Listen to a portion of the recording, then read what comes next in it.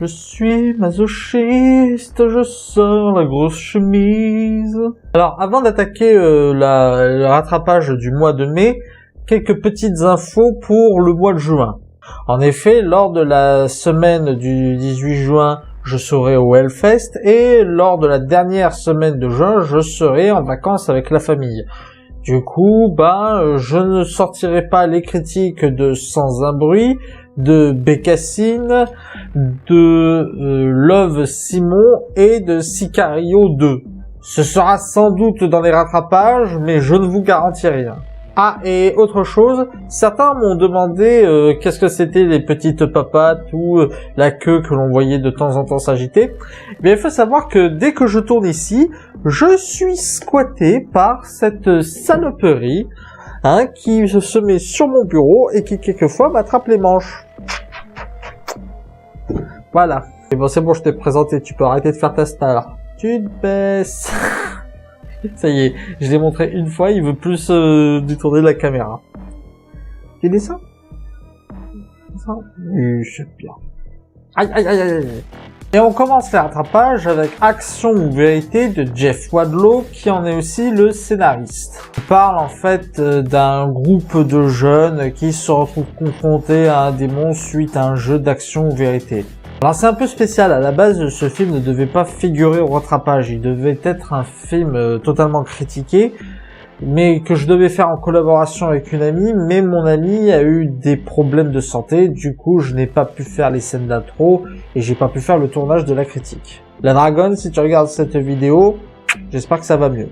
Et de base, je ne le sentais pas du tout ce film, et j'avais un peu raison parce que le film a eu exactement les craintes que j'attendais. À savoir que c'est un film beaucoup trop limité par son concept. Le démon n'est pas du tout créatif dans la manière de tuer les jeunes et il a obligé de avoir recours à des facilités et à des incohérences scénaristiques pour pouvoir exister. C'est dommage parce qu'il y a quelques bonnes scènes, mais les personnages sont tellement mal foutus, mal écrits et l'intrigue n'est tellement pas cohérente qu'on n'arrive pas à s'y attacher. Et même dans des moments où le personnage doit être en faiblesse face au démon, ça ne marche pas non plus parce que quelquefois les actions que fait faire le démon au personnage, ça n'amène à rien au final. Surtout que le démon fait exprès de prendre dans les histoires personnelles du groupe au lieu de se montrer bien plus créatif que ça. Bref, un film très mauvais, mais on s'y attendait tous. Et je m'y attendais et c'est sans surprise qu'il est très mauvais. On enchaîne ensuite avec MILF, un film de Axel Lafont. Un film sur un trio de femmes quadragénaires qui draguent et séduisent des petits jeunes. Et qui deviennent donc, qui sont vus comme des MILF. MILF, à savoir, c'est les Mothers I Like to Fuck. Sympa, mais sans plus. Disons que j'ai l'impression que c'est le film qui est censé rassurer Axel Lafont sur son potentiel de charme. Voilà, le film n'a pas grand intérêt. Il y a des scènes assez sensuelles, mais sans plus. Il y a des blagues qui, à la rigueur, peuvent faire sourire, mais très oubliables. Très oubliables. Ils essayent d'aborder les différentes façons qu'ont les relations entre les femmes et les jeunes, mais même ça, c'est pas si intéressant que ça, et il y a des intrigues qui sont même pas terminées dans ce film. Voilà, un film sympa, mais très oubliable. On enchaîne ensuite avec Gringo de Nash Edgerton, un film sur un employé d'une pharmaceutique qui, après quelques péripéties, va se retrouver bloqué au Mexique, alors que ses patrons en fait sont un peu dans la merde parce qu'ils ont voulu collaborer avec une mafia locale. Très sympa. Lui par contre, alors c'est pas le cosmos du rire, mais ça nous fait lâcher quelques rires et c'est un film assez détente. Disons que, en fait, le film va beaucoup jouer sur le domaine du quiproquo et de l'absurde. Alors ça pourrait être saoulant à la longue, mais comme le film gère plutôt bien la manière de faire ses quiproquos et ses domaines d'absurde, ça rend plutôt bien au final. C'est beaucoup axé sur le mensonge, sur les tromperies, sur les faux semblants, ce qui est en soi une idée comme une autre. Après, ça n'exploite pas à fond tous les concepts qu'il aborde, et surtout, il y a certaines sous-intrigues que je trouve particulièrement inutiles dans ce film. Je veux dire, ne serait-ce que la femme du héros, je vois pas en quoi ça lui a servi de faire toutes ces sous-intrigues autour d'elle. On enchaîne ensuite avec L'homme qui tua Don Quichotte, un film de Terry Gilliam. Enfin, j'ai envie de dire, enfin l'homme qui tua Don Quichotte de Terry Gilliam. Un projet qui lui tient à cœur depuis 25 ans, qui nous a donné le documentaire Lost in La Mancha, que je vous conseille, qui est très intéressant. Faut savoir que Terry Gilliam travaille sur ce film depuis au moins le début des années 2000. Et c'était un film qui commençait vraiment à l'obséder et je sais pas. Est-ce qu'au final, est-ce qu'il est, ça se ressent? Est-ce qu'au final il est aussi impressionnant qu'on le pense? Bah, j'avoue que j'ai été assez déçu par le résultat final. En fait, j'ai pas l'impression d'avoir vu l'intérieur. En fait, j'ai l'impression de ne pas avoir vu le film que voulait faire Terry Gilliam. J'ai plus eu l'impression que la composante des années qui se sont rajoutées s'est installée. En effet, à la base, le Don Quichotte, ça devait être un film sur Don Quichotte avec, je crois, une histoire de voyage dans le temps d'un réalisateur nommé Toby. Là, au lieu de faire ça, il a transposé le Don Quichotte dans notre époque avec quelques situations qui typiquement du Terry Gilliam, quoi. Après, ça donne de bonnes idées. Par exemple, à chaque fois que Toby essaye de rappeler Don Quichotte, enfin l'homme qui se prend pour Don Quichotte, je sais plus son nom exactement, mais l'homme qui se prend pour Don Quichotte, chaque fois que Toby essaie de le ramener à la raison, il y a toujours une situation qui fait que bah ça conforte le Don Quichotte dans son délire. Et ça, c'est plutôt amusant. Je vois le message qu'a voulu faire Terry Gilliam dans ce film, à savoir quel regard porte le monde, notre monde si terre à terre, notre monde si austère, sur la folie, sur les rêves, sur l'imagination.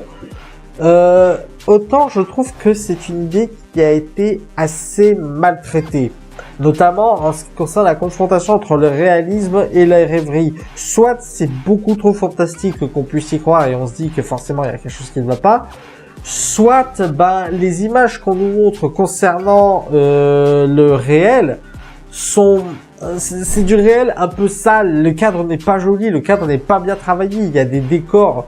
On se demande pourquoi filmer ces décors-là, des décors avec plein de poubelles, plein de tags.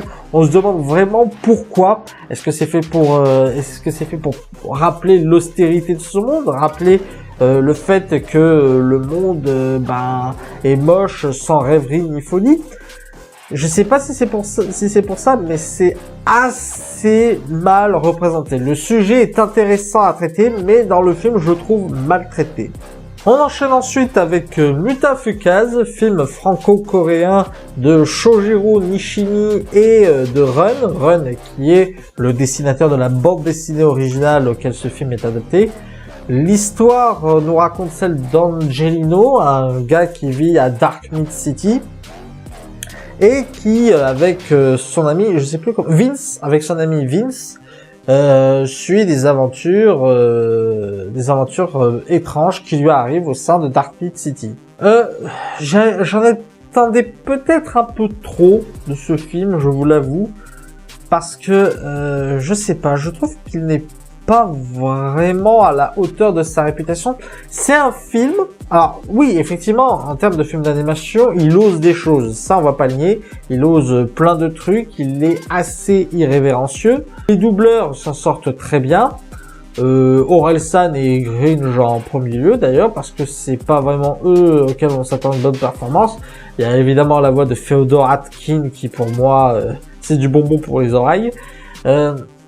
Après, mise en scène et l'imagerie sont plutôt travaillées, mais je trouve que l'histoire, je sais pas, il y a quelque chose qui me gêne dans ce film, il y a quelque chose qui ne va pas pour moi dans ce film. Est-ce que je crois que c'est un peu à cause des éléments que le film veut faire pour briser le quatrième mur. Je crois qu'il y en a un peu trop. L'histoire, je la trouve pas si intéressante que ça. Pour un film irrévérencieux, ça a quand même des morales assez basiques sur l'écologie. je sais pas, il y a quelque chose qui va pas pour moi dans ce film. Je reconnais ses qualités, mais c'est pas mon genre de film, quoi. Je sais pas, j'y arrive pas. Ah, et oui, et le film est quand même très prétentieux parce que, excusez-moi, hein, faire toute une phrase pour dire que le cinéma n'a jamais vu un truc pareil, c'est quand même très gonflé d'ego, quoi, ce film. Ah bah tiens, puisqu'on parlait de Mutafukaz, le dernier film présenté pour ces rattrapages, c'est Genre, c'est du cinéma, un documentaire de Victor Bonnefoy, connu sur YouTube sur le nom de In the Panda, que l'on peut retrouver gratuitement sur YouTube. J'ai voulu quand même considérer ceci comme un film à part entière parce que j'estime que ça a un travail de documentaire, de film. En plus, ça parle des films de genre au cinéma. Le documentaire est très intéressant. Le documentaire est très intéressant parce qu'il aborde des sujets sur lesquels on n'a pas vraiment l'habitude de voir, comme la place des femmes en tant que réalisatrices, ou qu'est-ce que ça apporte pour les réalisateurs français d'aller sur le marché américain, ce genre d'éléments qui étoffent un peu la connaissance sur le cinéma auquel on n'a pas forcément accès dans les médias mainstream. Je trouvais le film très intéressant là-dessus. Après, il y a quand même une énorme prise de parti quand même dans ce film. Hein. Ça évidemment, c'est fait pour parler de la difficulté à faire des films de genre. Donc effectivement, les réalisateurs de films de genre sont les premiers concernés et évidemment, ils sont peut-être plus à fleur de peau qu'autre chose. Mais je sais pas, j'ai trouvé certaines interventions extrêmement antipathiques. Nicolas Boukrieff, j'ai trouvé insupportable dans ce documentaire. À chaque fois qu'il parlait, c'était juste pour cracher sur d'autres films comme Happy Birthday ou Insidious 4. Alors, j'ai pas spécialement apprécié Insidious 4, mais je suis désolé, Happy Birthday, c'était un bon film. Et c'est pas parce que tu fais des films de genre, c'est pas parce que tu encourages le cinéma de genre qu'il faut mépriser le cinéma, les autres styles de cinéma, quoi. Et ça se ressent beaucoup quand il parle du cinéma de genre français, c'est que il y a vraiment le parti pris de défendre le cinéma de genre français, ce que je ne décourage pas, hein. C'est très bien de défendre le cinéma de genre français. Mais ça passe quand même sous silence pas mal de ses défauts qui sont quand même présents. Notamment le fait que le cinéma de genre français, bien qu'il se revendique comme un cinéma de genre, veut quand même se mettre comme cinéma d'auteur. Et donc ne se lâche pas assez pour que vraiment on puisse trouver ça divertissant et apporte de nouveaux concepts. Je sais pas, prenez Grave, le film qui est souvent cité comme le cinéma de genre français qui a eu le plus de succès. Moi, j'ai détesté Grave parce que, c'était censé être du cinéma de genre, mais ça se veut trop intellectuel. C'est ça le problème, c'est qu'un cinéma de genre, à mon sens, c'est un cinéma qui s'autorise à se lâcher un peu plus, qui s'autorise à être un peu plus divertissant. Je vous prends par exemple les films de Quentin Dupieux ou le film La Horde de Yannick Dahan et Benjamin Rocher, qui est du cinéma de genre français, mais qui se lâche. Grave et le cinéma de genre actuel français, c'est du cinéma qui ne se lâche pas parce qu'il veut absolument être reconnu par l'Académie, le CNC, alors qu'ils ne seront jamais reconnus.